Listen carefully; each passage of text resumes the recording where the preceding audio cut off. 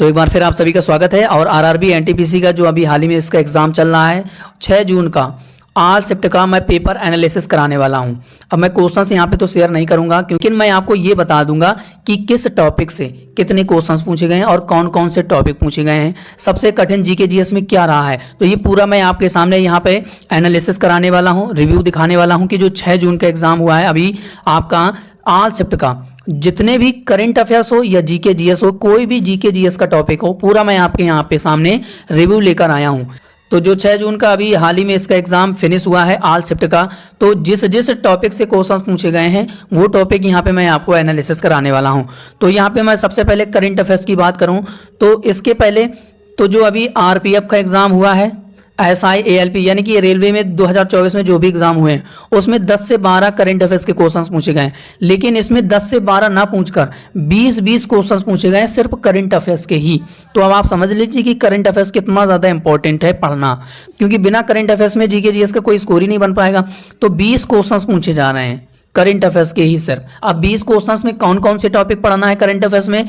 Economy current affairs पढ़ना। अब economy में क्या, जैसे आरबीआई हो गया, सेबी हो गया, आईएमएफ हो गया, तो इस तरीके के करंट अफेयर्स। इंडेक्स में क्या है, जैसे कोई रिपोर्ट जारी की है, जैसे हैप्पीनेस इंडेक्स हो गया, अब उसमें पहली रैंक किस देश की है, भारत की रैंक क्या है, तो ये इंडेक्स हो गया। पुरस्कार और सम्मान हो गया, स्पोर्ट हो गया, एक्सरसाइज। अब एक्सरसाइज में क्या, जैसे कोई जैसे गरुड़ शक्ति है, अब इसका अभ्यास किन 2 देशों के बीच होता है वो नहीं पूछा जा रहा है, आयोजन कहां पर किया गया, प्लेस स्थान पूछे जा रहे हैं। तो ये सभी टॉपिक मैं आपको अभी कवर ही कराऊंगा, बाकी पूरा वीडियो ध्यान से जरूर देखिएगा। कंप्यूटर में 6 से 7 क्वेश्चंस पूछे गए हैं। अब कंप्यूटर में क्या पूछा गया है, एमएस वर्ड पूछा गया है।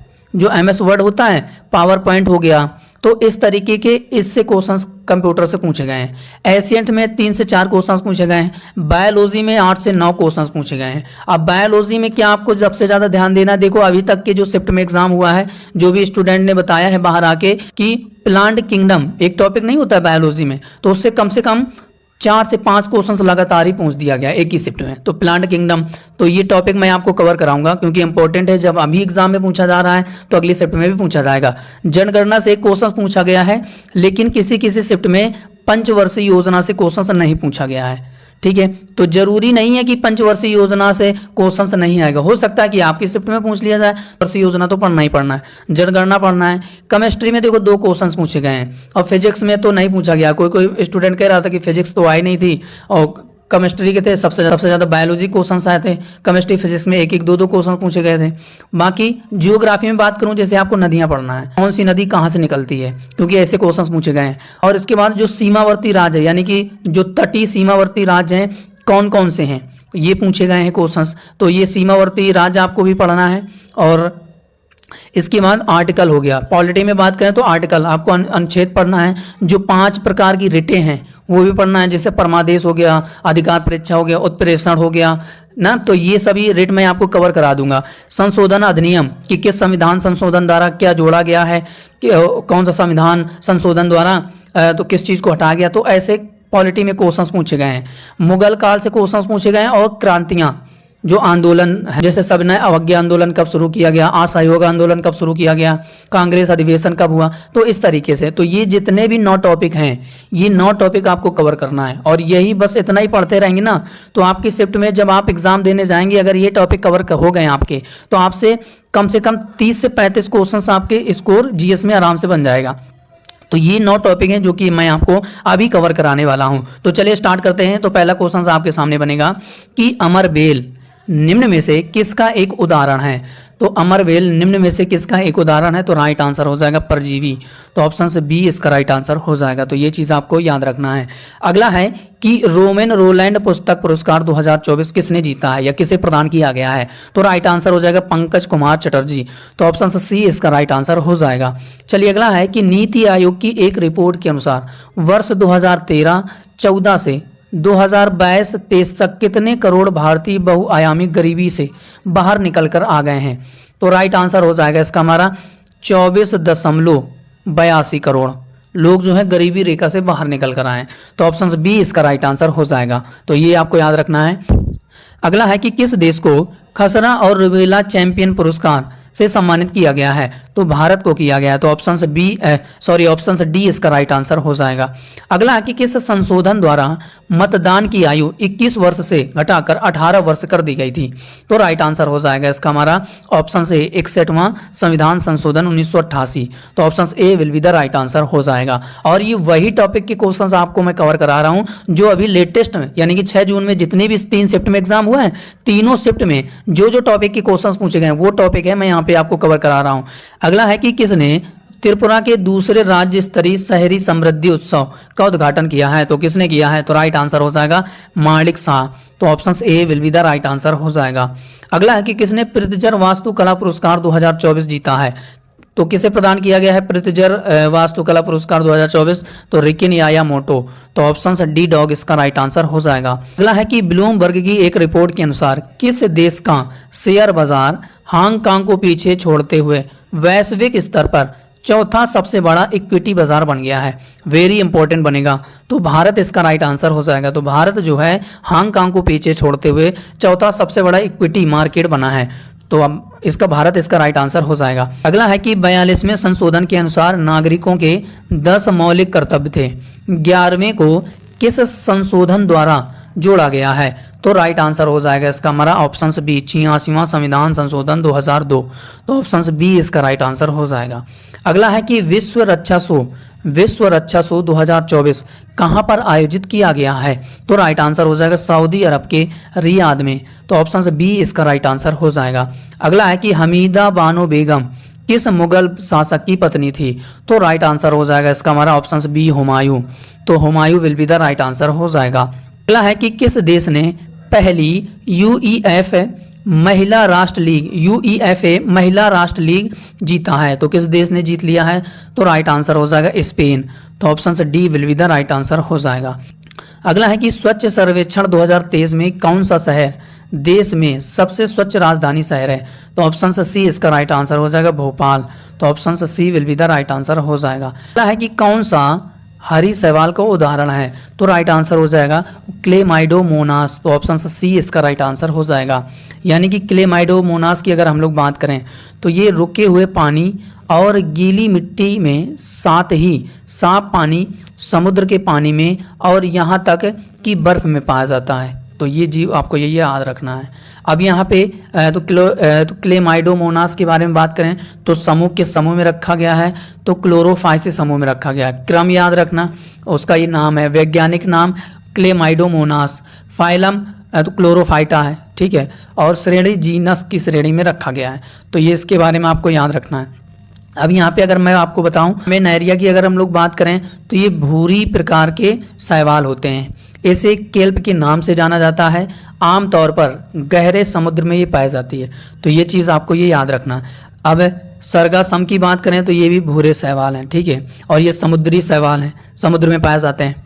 बाकी यहाँ पे अब क्लेमाइडोमोनास की बात करें तो ये हरे शैवाल हैं। ये लगभग हर जगह पाए जाते हैं। इसकी 325 प्रजातियां हैं। तो इंपॉर्टेंट चीज़ें आपको बता रहा हूँ क्योंकि ये क्वेश्चंस पूछा गया था सेल से इस तरीके के, तो वो अब मैं आपको यहाँ पे कवर करा रहा हूँ। फ्यूकस की बात करें तो ये भी भूरे शैवाल हैं। ये चट्टानी शैवाल के तौर पर जाना जाता है और यह अंताज्वारी क्षेत्र में पाया जाती है। तो ये भी आपको याद रखना है। चलिए इसके बाद अगला क्वेश्चन बनेगा कि ट्रांसपेरेंसी इंटरनेशनल के भ्रष्टाचार धारणा सूचकांक 2023 में भारत किस स्थान पर है?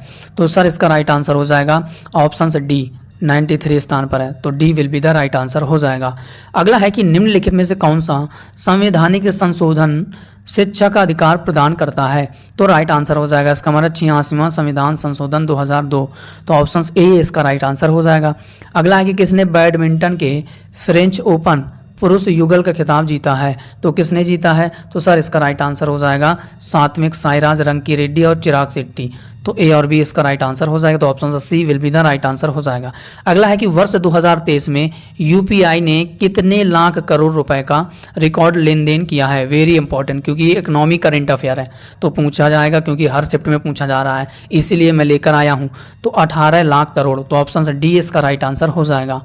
अगला है कि किसने सऊदी अरब ग्रैंड प्रिक्स को जीत लिया है? तो राइट आंसर हो जाएगा मैक्स वर्स्टेपन। तो ऑप्शन सी इसका राइट आंसर हो जाएगा। है कि बंदी प्रत्यक्षीकरण की रिट जारी करने की शक्ति निहित है, तो राइट आंसर हो जाएगा जिला और सत्र न्यायालय और उच्चतम न्यायालय। तो सी और डी, यहाँ पे सी और डी होगा, ठीक है, सी और डी इसका राइट आंसर हो जाएगा, टाइपिंग मिस्टेक है। तो ऑप्शन ए इसका राइट आंसर हो जाएगा, सी और डी।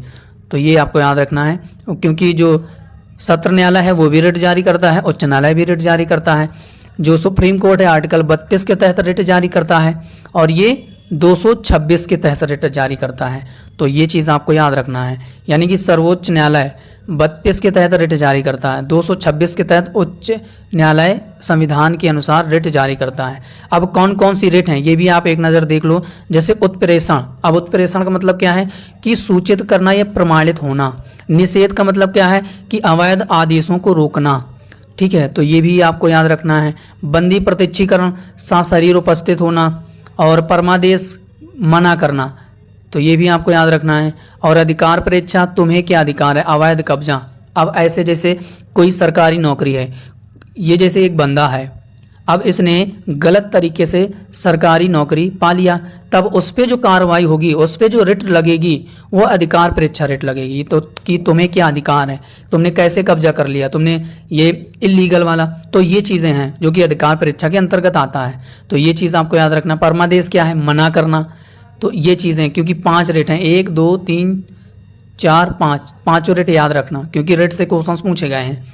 अगला है कि वित्त मंत्री निर्मला सीतारमण ने किस वर्ष तक भारत को दुनिया की तीसरी सबसे बड़ी अर्थव्यवस्था बनने और जीडीपी 5 ट्रिलियन डॉलर तक पहुंचने का लक्ष्य रखा है। तो राइट आंसर हो जाएगा इसका हमारा 2027-28 तक। तो ऑप्शन ए इसका राइट आंसर हो जाएगा। चलिए अगला है कि कौन सी राज्य सरकार अपनी चिरंजीवी स्वास्थ्य बीमा योजना को आयुष्मान भारत में विलय करने जा रही है। तो किस राज्य की सरकार करने जा रही है, तो राइट आंसर हो जाएगा राजस्थान जो है चिरंजीवी स्वास्थ्य बीमा योजना को आयुष्मान भारत योजना में विलय करने जा रही है। तो ऑप्शन से D will be the right answer हो जाएगा।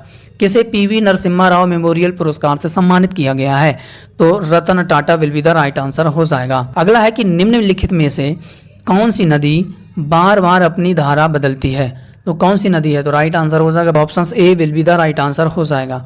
अगला है कि किस भारतीय को डायना स्मृति पुरस्कार से सम्मानित किया गया है, तो राइट आंसर हो जाएगा इसका हमारा ऑप्शन सी, यानी कि उदय भाटिया और मानसी गुप्ता, इन दोनों को डायना स्मृति पुरस्कार दिया गया है। तो ऑप्शन सी इसका राइट आंसर हो जाएगा। अगला है कि धुआंधार जलप्रपात डैश स्थित है, किस नदी पर स्थित है, तो राइट आंसर हो जाएगा नर्मदा। तो ऑप्शन से D will be the right answer हो जाएगा। अब यहाँ पे ताप्ती की अगर हम लोग बात करें तो ये कहाँ से निकलती है, तापी नदी, तो ये मुल्ताई यानी कि मध्य प्रदेश से निकलती है। और गोदावरी की बात करें तो ये गंगा के बाद भारत की दूसरी सबसे लंबी नदी है, इसे दक्षिण गंगा के नाम से जाना जाता है। तो ये चीज़ भी याद रखना। निकलती कहाँ है, निकलती कहाँ से है, तो महाराष्ट्र के त्र्यंबकेश्वर से निकलती है, तो ये भी आपको याद रखना है। अब यहाँ पे कृष्णा नदी की अगर मैं बात करूँ तो यह गंगा, गोदावरी और ब्रह्मपुत्र के बाद चौथी सबसे बड़ी नदी है कृष्णा, और ये निकलती कहाँ है, तो ये महाबलेश्वर यानी कि महाराष्ट्र के महाबलेश्वर से सतारा जिले में पड़ता है, जो कि निकलती है पश्चिमी घाट से। तो ये आपको याद रखना। और ये पूर्व की ओर बहने वाली नदी है और ये बंगाल की खाड़ी में गिरती है, तो ये भी आपको याद रखना है। चलिए इसके बाद नर्मदा नदी कहाँ से निकलती है, तो अमरकंटक यानी मध्य प्रदेश से। कावेरी ये कर्नाटक से निकलती है, और महानदी छत्तीसगढ़ के सिहावा जिले से। तो ये सभी इंपॉर्टेंट चीज़ें जो मैं बता रहा हूँ एग्जाम से रिलेटेड हैं सभी। अगला है कि किसे इंडियन स्टील एसोसिएशन का अध्यक्ष अपॉइंट किया गया है, तो नवीन जिंदल इसका राइट आंसर हो जाएगा। चलिए अगला है कि किस राज्य ने योग्यश्री नामक एक व्यापक सामाजिक कल्याणकारी योजना को शुरू किया है, तो राइट आंसर हो जाएगा इसका हमारा ऑप्शन से डी, पश्चिम बंगाल ने। तो D will be the right answer हो जाएगा। अगला है कि निम्नलिखित में से किस सूची में वन विषय को रखा गया है, तो राइट आंसर हो जाएगा समवर्ती सूची में। अब राज्य सूची में क्या रखा गया है, संघ सूची में क्या क्या रखा गया है, पूरा मैं आपको यहाँ पे रिव्यू दिखा रहा हूँ। सबसे पहले आप समवर्ती सूची में 52 विषय हैं, ठीक है। अब इसके अंतर्गत क्या क्या है, जैसे शिक्षा को रखा गया है, समवर्ती सूची में वन को रखा गया है, ट्रेड यूनियन को रखा गया है, शादी जो विवाह करते हैं लोग उसको रखा गया है, और उत्तराधिकार और दत्तक ग्रहण, तो ये सभी समवर्ती सूची में रखा गया है। अब राज्य सूची में मैं आपको बताऊं तो राज्य सूची में क्या क्या रखा गया है, तो इसमें मूल रूप से 66 विषय थे, अब इसमें 61 विषय हो गए हैं। क्या क्या है इसके अंतर्गत, सार्वजनिक व्यवस्था है, पुलिस है, सार्वजनिक स्वास्थ्य है, अस्पताल है, सट्टेबाजी यानी जुआ, जो पत्ते नहीं खेलते हैं जुआ जिसको कहते हैं, वो राज्य सूची में रखा गया। अब संघ सूची में क्या क्या रखा गया है, देखो जो भारत में एक होगी वो संघ हो जाएगा, संघ सूची में रखा जाएगा, ऐसे समझ लो। जो भारत में एक होगी वो संघ सूची में रखा जाएगा, जो भारत में एक से ज़्यादा होगा तो वो राज्य सूची में रखा जाएगा। अब जैसे समझ लो अस्पताल, तो यानी एक से ज़्यादा है ना, तो वो सेकंड सूची में वो राज्य सूची में आ जाएगा। अब संघ सूची में क्या आ जाएगा, जैसे रक्षा हो गया, डिफेंस एक ही तो है भारत का, सेना भारत की एक ही है, और जो बंदरगाह वो भी एक है, रेलवे एक ही तो है, और इसके बाद राजमार्ग, अर्थव्यवस्था, संचार, तो ये एक चीज़ है। यानी कि जो एक होगी भारत में वो किस में रखा जाएगा, संघ में रखा जाएगा, और जो एक से ज़्यादा होगा तो वो राज्य सूची में रखा जाएगा। तो बस इतना आपको याद रखना माइंड से, अगर आपसे इससे रिलेटेड क्वेश्चंस पूछा जाएगा आपसे, आपकी शिफ्ट में गलत नहीं होएगा। अगला है कि साइमन हैरिस किस देश के सबसे युवा प्रधानमंत्री बन गए हैं, तो राइट आंसर हो जाएगा इसका हमारा आयरलैंड के, तो option C will be the right answer हो जाएगा। चलिए अगला है कि निम्नलिखित में से किस गढ़वाल राजकुमार को मुगल दरबार में मनसबदार नियुक्त किया गया था, तो राइट आंसर हो जाएगा मेदिनी राय, तो option A will be the right answer हो जाएगा। तो ये चीज़ आपको याद रखना है। अगला है कि किसे हॉकी इंडिया पुरस्कार 2023 में वर्ष का सर्वश्रेष्ठ खिलाड़ी के रूप में सम्मानित किया गया है, तो राइट आंसर हो जाएगा, एक तो हार्दिक सिंह हो गया, सलीमा टेटे हो गया, तो option C will be the right answer हो जाएगा। अगला है कि निम्नलिखित में से क्या जलीय पौधों को तैरने में सहायता करने के लिए उत्प्लावकता प्रदान करता है, तो राइट आंसर हो जाएगा हमारा ऑप्शन ए, ठीक है, एरिन काइमा, तो ऑप्शन ए इसका राइट आंसर हो जाएगा। अगला है कि किसे वर्ष 2024 के अंतर्राष्ट्रीय संस्कृति पुरस्कार से सम्मानित किया गया है, तो राइट आंसर हो जाएगा मीना चारंदा, इसका राइट आंसर हो जाएगा, तो option A will be the right answer हो जाएगा। अगला है कि किस राज्य सरकार ने रामलला दर्शन योजना को शुरू किया है, तो अगर ये क्वेश्चन आपकी सेट में आएगा तो रामलला से आपको ये लगेगा कि ये तो भाई उत्तर प्रदेश में शुरू की गई थी रामलला दर्शन, तो उत्तर प्रदेश में नहीं शुरू की गई थी ये योजना। ये किस राज्य की योजना है, ये छत्तीसगढ़ राज्य सरकार ने शुरू किया है, उत्तर प्रदेश गलत हो जाएगा, तो ऑप्शन सी इसका राइट आंसर हो जाएगा। निम्नलिखित में से क्या प्रकाश संश्लेषण की प्रक्रिया का एक अनिवार्य भाग नहीं है, तो राइट आंसर हो जाएगा इसका हमारा नाइट्रोजन, तो ऑप्शन सी इसका राइट आंसर हो जाएगा। तो ये आपको याद रखना है। बिहार स्थापना दिवस कब मनाता है, तो राइट आंसर हो जाएगा 22 मार्च को, तो ऑप्शन ए इसका राइट आंसर हो जाएगा।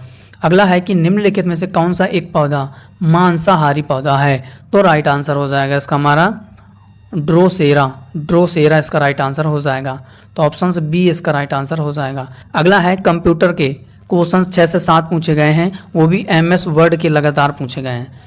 तो यहाँ पे अगला क्वेश्चन बनेगा कि कीबोर्ड शॉर्टकट का उपयोग स्प्रेडशीट सॉफ्टवेयर जैसे माइक्रोसॉफ्ट एक्सेल, गूगल शीट्स में वर्तमान शीट की शुरुआत में कर्सर को जल्दी से ले जाने के लिए किस कुंजी का उपयोग किया जाएगा, तो राइट आंसर हो जाएगा Ctrl+Home, तो option A will be the right answer हो जाएगा। तो ये आपको याद रखना है। अब अगला है कि निम्नलिखित में से कौन सा कथन सही है, तो पहला स्टेटमेंट कह रहा है कि पादप सूर्य के प्रकाश से प्राप्त ऊर्जा को कार्बोहाइड्रेट के रूप में संग्रहित भोजन में परिवर्तित करता है। दूसरा कह रहा है कि पादपों में पर्णहरित होता है। तीसरा कह रहा है कि पादप कोशिकाओं में कोशिका भित्ति होती है। तो तीनों स्टेटमेंट इसका राइट आंसर हो जाएगा, तो ऑप्शन सी इसका राइट आंसर हो जाएगा। अब यहाँ पे जो तो प्लांट सेल का यहाँ स्ट्रक्चर देख पा रहे होंगे, सेल वाल ये है, सेल मेम्ब्रेन ये है, सेल वाल ये है, तो ये आपको याद रखना है। न्यूक्लियस कहाँ पर है, ये है न्यूक्लियस केंद्रक। अब यहाँ पे क्लोरोप्लास्ट ये है, माइटोकॉन्ड्रिया ये है, और गोल्जी बॉडी ये है, राइबोसोम ये है, और एंडोप्लाज्मिक रेटिकुलम ये है। तो ये सब आपको याद रखना है कि जो प्लांट सेल उसमें क्या क्या पाया जाता है। चलिए इसके बाद अगला है कि भारतीय रिजर्व बैंक RBI के अनुसार कितने बैंक व्यक्तियों को उनकी लावारिस जमा खातों की खोज करने के लिए डिज़ाइन किए गए उद्गम पोर्टल में शामिल हुए हैं, तो राइट आंसर हो जाएगा इसका हमारा ऑप्शन से डी इसका राइट आंसर हो जाएगा 30 लोग, तो ऑप्शन से डी इसका राइट आंसर हो जाएगा। चलिए अगला है कि टिहरी बांध निम्नलिखित नदियों के संगम पर स्थित है, तो राइट आंसर हो जाएगा इसका हमारा ऑप्शन ए भागीरथी और भिलंगना नदी पर टिहरी बांध है, तो ऑप्शन ए इसका राइट आंसर हो जाएगा। यहाँ पे टिहरी बांध की बात करें तो दुनिया का चौथा सबसे ऊंचा बांध और भारत का सबसे ऊंचा बांध है। यह उत्तराखंड के टिहरी जिले में है, और प्रमुख नदी भागीरथी का उद्गम गढ़वाल हिमालय से होता है। तो ये इंपॉर्टेंट चीज़ें याद रखना। अब पंचप्रयाग कौन कौन सी नदियां हैं, ठीक है। पंच प्रयाग, विष्णु प्रयाग, नंद प्रयाग, कर्ण प्रयाग, रुद्र प्रयाग और देव प्रयाग, इसे पंच प्रयाग कहा जाता है, ठीक है। अब जो विष्णु प्रयाग है, ये अलकनंदा और धौली गंगा जब आपस में मिलती हैं तब विष्णु प्रयाग बनता है। नंद प्रयाग की बात करें, जब अलकनंदा और नंदाकिनी आपस में मिलेगी तब ये नंद प्रयाग बनता है। कर्ण प्रयाग की बात करें तो अलकनंदा और पिंडारी ये जब आपस में मिलेंगे तब कर्ण प्रयाग बनता है। रुद्र प्रयाग की बात करें तो अलकनंदा और मंदाकिनी जब मिलेगी तब रुद्र प्रयाग कहा जाएगा। देव प्रयाग जो कि यहाँ से गंगा नदी की उत्पत्ति हुई है, तो अलकनंदा और भागीरथी जब आपस में मिलती हैं तब देव प्रयाग कहा जाता है और वहीं से गंगा नदी निकली है। तो ये सभी इंपॉर्टेंट चीज़ें याद रखना। भारतीय संविधान के आर्टिकल 25 से लेकर 28 तक डैश के विषय में बताया गया है, तो राइट आंसर हो जाएगा इसका हमारा ऑप्शन ए, धार्मिक स्वतंत्रता का अधिकार। तो option A will be the right answer हो जाएगा। यानी कि आर्टिकल 25 की बात करें तो अंतःकरण की और धर्म की आवाज रूप में मानने, आचरण और प्रचार करने की स्वतंत्रता है आर्टिकल 25 में। और 26 में बात करें तो धर्म कार्यों का प्रबंध करने की स्वतंत्रता है, तो ये आपको याद रखना। अब आर्टिकल 27 भी याद रखना क्योंकि एग्जाम में पूछ लिया जाएगा, तो ये सभी इंपॉर्टेंट चीज़ें याद रखना। अब आर्टिकल 28 क्या है, तो शिक्षा के कुछ संस्थानों में धार्मिक शिक्षा या धार्मिक पूजा में भाग लेने की स्वतंत्रता है। 29 आर्टिकल और 30 में बात करें तो अल्पसंख्यकों को शैक्षणिक संस्थान की स्थापना है इसमें। और भारतीय संविधान के आर्टिकल 23-24 में शोषण के विरुद्ध मौलिक अधिकार, तो ये इंपॉर्टेंट आर्टिकल याद रखना है। विश्व क्षय रोग दिवस कब मनाया जाता है, तो सर इसका राइट आंसर हो जाएगा 24 मार्च को, तो ऑप्शन सी इसका राइट आंसर हो जाएगा। अगला है कि केंद्र सरकार ने केंद्रीय कर्मचारियों की महंगाई भत्ते को कितना % बढ़ा दिया गया है, तो राइट आंसर हो जाएगा 4%, तो ऑप्शन सी इसका राइट आंसर हो जाएगा। चलिए अगला है कि कौन सा बैंक लक्षद्वीप में ब्रांच खोलने वाला पहला प्राइवेट बैंक बना है, कौन सा बना है, तो HDFC बैंक, तो ऑप्शन सी इसका राइट आंसर हो जाएगा। किसे 2024 के संगीत कला निधि पुरस्कार से सम्मानित किया गया है, तो राइट आंसर हो जाएगा TM कृष्णा, तो ऑप्शन बी इसका राइट आंसर हो जाएगा। चलिए अगला है कि शाहजहां ने अपने किस पुत्र को शाह इकबाल की उपाधि दी थी, तो राइट आंसर हो जाएगा धारा सिको, तो ऑप्शन ए इसका राइट आंसर हो जाएगा। अगला है कि किस राज्य में भारत की पहले हाइब्रिड फिश बनाई गई है, तो राइट आंसर हो जाएगा हिमाचल प्रदेश, तो ऑप्शन से डी इसका राइट आंसर हो जाएगा। तो ये चीज़ आपको याद रखना है। 12वां दिव्य कला मेला कहाँ पर आयोजित किया गया है, तो ये किया गया है गुजरात के सूरत में, तो ऑप्शन से बी इसका राइट आंसर हो जाएगा। अगला है कि लैंग्वेज ऑफ ट्रुथ नामक पुस्तक को किसके द्वारा लिखा गया है, तो राइट आंसर हो जाएगा ये सलमान रुश्दी के द्वारा, तो ऑप्शन ए इसका राइट आंसर हो जाएगा। पूरी लिस्ट दिखा रहा हूँ कि कौन सी पुस्तक किसके द्वारा लिखी गई है। द ब्लू अम्ब्रेला की बात करें, इंपॉर्टेंट है, रस्किन बॉन्ड की है। दिल्ली दूर नहीं, ये भी रस्किन बॉन्ड की है। अरुंधति की कौन सी है, the god of small thing, और the ministry of utmost happiness, ये अरुंधति राय की है। एक और है रस्किन बॉन्ड की, द हिडन पुल, तो ये भी आपको याद रखना है। अब इसके बाद शशि थरूर की कौन सी है, an era of darkness, the great Indian novel, ये भी शशि थरूर की है।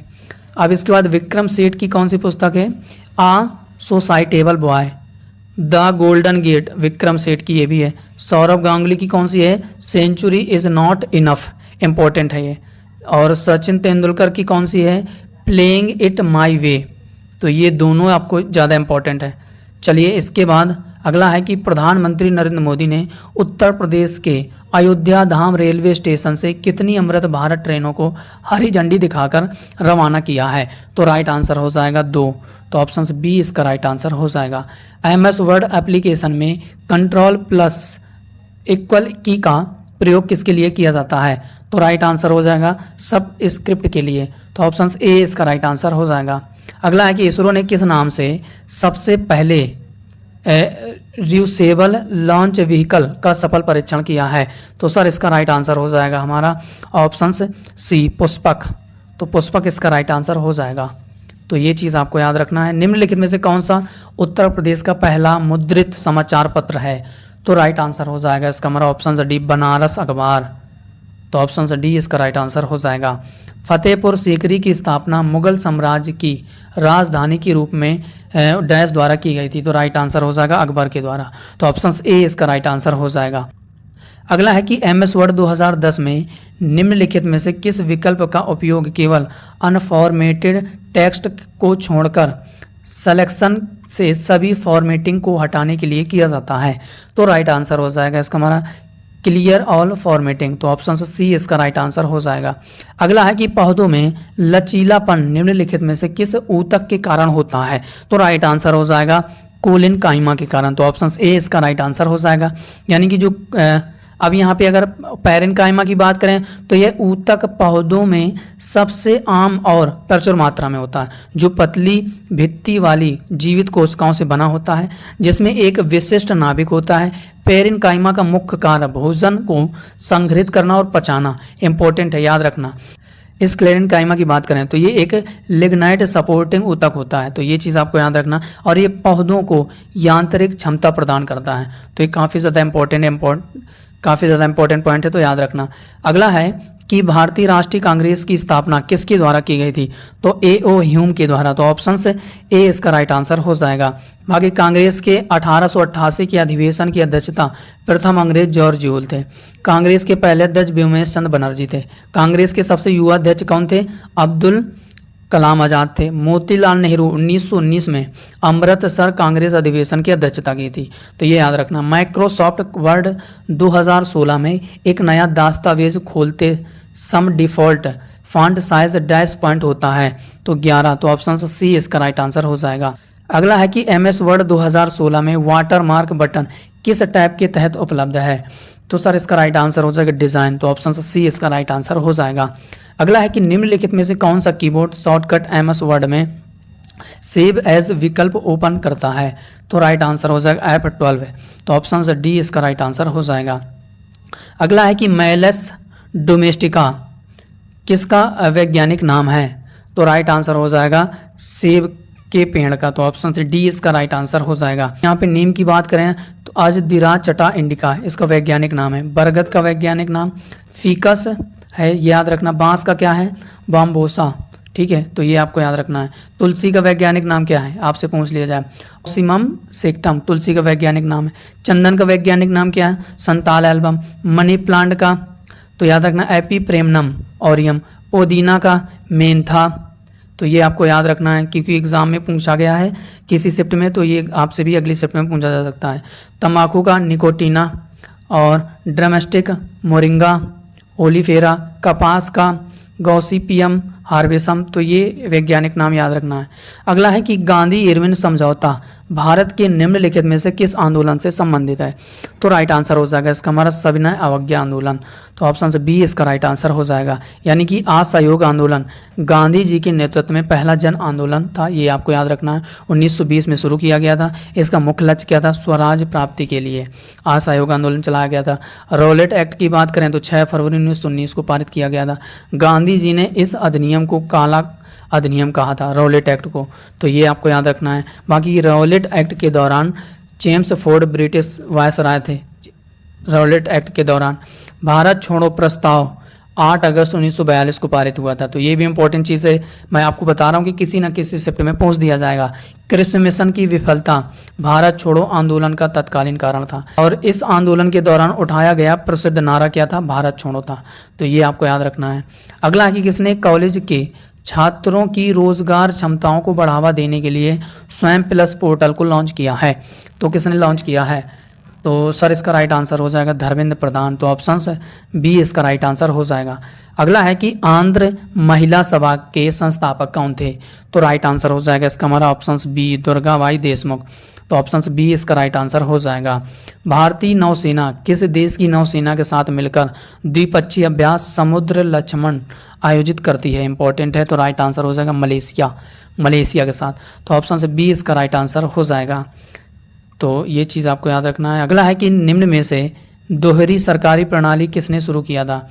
तो क्लाइव इसका राइट आंसर हो जाएगा। अगला है कि भारत की तटरेखा कितने किलोमीटर है? तो राइट आंसर हो जाएगा इसका हमारा 7516.6 किलोमीटर। तो option A will be the right answer हो जाएगा। चलिए इसके बाद और जो भारत के जो प्रमुख तटीय सीमावर्ती राज्य हैं केंद्र शासित प्रदेश कौन कौन से हैं? गुजरात हो गया, महाराष्ट्र, गोवा, कर्नाटक, केरल, तमिलनाडु, आंध्र प्रदेश, उड़ीसा, पश्चिम बंगाल। केंद्र शासित प्रदेश में 2 हो जाएंगे, एक तो दमन और पुदुचेरी, दमन दीव और पुदुचेरी, तो ये आपको याद रखना है। अगला है कि भारत किस देश के साथ मिलकर टाइगर ट्रंप नामक संयुक्त सैन्य अभ्यास आयोजित करता है? तो राइट आंसर हो जाएगा अमेरिका के साथ। और अमेरिका के साथ एक याद रखना, युद्ध अभ्यास भी करता है, तो ये भी आपको याद रखना है। तो उम्मीद है ये 6 जून के सभी आल चैप्टर का निचोड़ है। आपको लेवल भी पता चल गया कि कौन कौन से टॉपिक से क्वेश्चन पूछे जा रहे हैं। तो जिनका अगली शिफ्ट में एग्ज़ाम लगा है वो ये सब टॉपिक पढ़कर जरूर जाना, क्योंकि एक बार जो पैटर्न बन गया वो बार बार एग्ज़ाम में रिपीटेड होएगा। तो ये आपको याद रखना है। बाकी सेशन कैसा लगा फीडबैक जरूर दीजिएगा अपना, लाइक शेयर कमेंट, और साथ ही साथ चैनल पहली बार जुड़े तो प्लीज़ चैनल को सब्सक्राइब करके जरूर जाइएगा। तो आज के लिए इतना ही, मिलते हैं किसी नए वीडियो पर, तब तक के लिए जय हिंद, जय भारत, वंदे मातरम।